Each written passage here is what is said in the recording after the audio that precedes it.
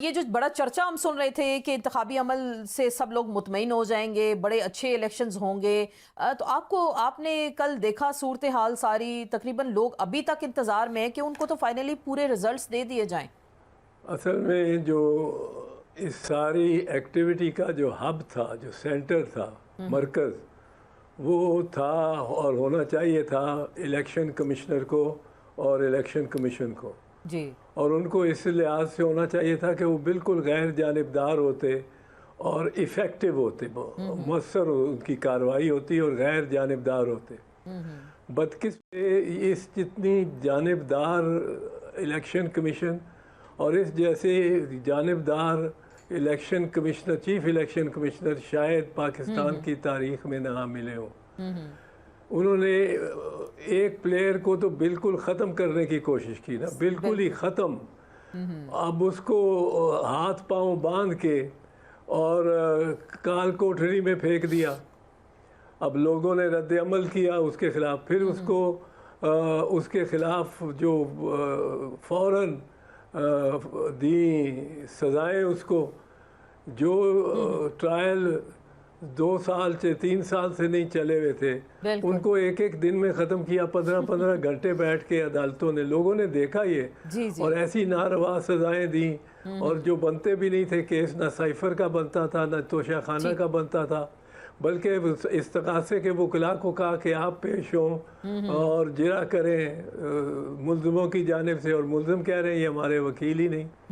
फिर इस्तगासे का केस सारा सुन के जब मुल्ज़िमों की बारी आनी थी, सेक्शन 342 के बयान से शुरू होता है मुल्ज़िमों की बारी, तो आपने वो अदालत ने बिल्कुल कह दिया जी ये तो ए टीम जो है, जो पहले बैटिंग कर रही थी, वो 35 स्कोर पे ऑल आउट हो गई है, पर वो जीत गई है, मैच जीत गई है। दूसरी टीम को, सिपाही की टीम को, डिफेंस टीम का मौक़िफ़ सुना ही नहीं, 342 के तहत बयान नहीं लिया जहाँ से शुरू होता है उनका।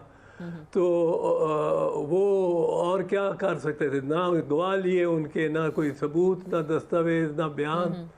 तो ये फिर जो अंदोह मचाया, वो इद्दत पे जो फैसला दे दिया, वो उस अदालत का क्या काम। ये ख़वातीन का मामला होता है और ख़वातीन के मामला ही ये उनकी हतमी गवाही भी खातून की होती है, पर उस पर भी इन्होंने एक पब्लिक चर्चा कर दिया और ऐसी ऐसी गवाह पे पेश किए बेहुदा के आफरीन है। कभी हुआ ही नहीं जो बिल्कुल कभी हमने नहीं देखा। इस्लाम में भी मोतबर गवाही खातून की है, शरीयत में भी ये हक खातून को दिया गया है। तो ये सारी चीज़ें करने का मकसद शायद यही था कि उनको इंतखाबी अमल से बाहर रख दिया जाए, उनके किरदार को मशकूक बना दिया गया ना। एक तरह से कहा गया वो दहशतगर्द भी हैं, गद्दार भी हो गए, बद किरदार भी साबित कर दिया। लेकिन पाकिस्तान के अवाम ने सिर्फ फैसला दे दिया उनके हक में, और ये एक बहुत बड़ा फैसला, आज पूरी दुनिया बात कर रही है इस पर। इंटरनेशनल मीडिया चीख चीख कर कह रहा है कि धांधली के यहाँ रिकॉर्ड तोड़े जा रहे हैं। 48 घंटे हो गए, रिजल्ट अभी तक कंप्लीट नहीं हो पाए। तो इलेक्शन कमीशन क्या कर रहा था और मतलब ड्यूटी क्या थी उसकी, उसने करना क्या था? देखो ना, इलेक्शन कमीशन का जो फ़र्ज़ है, ये ज़िम्मेदारी नहीं है। अक्सर लोग कहते हैं उनकी ज़िम्मेदारी है इलेक्शन कराना और फ्री एंड फेयर इलेक्शन कराना, आज़ाद और मुनसिफाना इलेक्शन कराना, ये उनकी ज़िम्मेदारी है। हरगिज़ ज़िम्मेदारी नहीं है, ये उनका फ़र्ज़ है, उनकी ड्यूटी है, नॉट देयर रिस्पॉन्सिबिलिटी, ड्यूटी।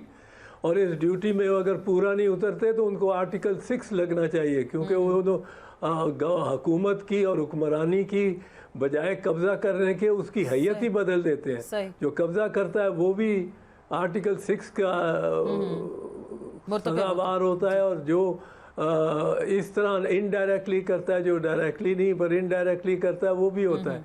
अब आप देखें, पहले दिन से ही इन्होंने जो आगाज़ किया, तो 90 दिन में इलेक्शन होने चाहिए थे खैबर पख्तूनख्वा और पंजाब के जी। उनको 1.25 साल बाद इन्होंने कराया है। बिल्कुल। अब इतनी साल, तकरीबन 1 साल वो नाजायज़ और बग़ैर कानूनी कवर के वो बैठे रहे हैं, निगरान जो है, तो वो हुकूमत चलाते रहे, मंसूबे बनाते रहे, उन पे ख़र्चे करते रहे, पब्लिक एक्सपेंडिचर करते रहे।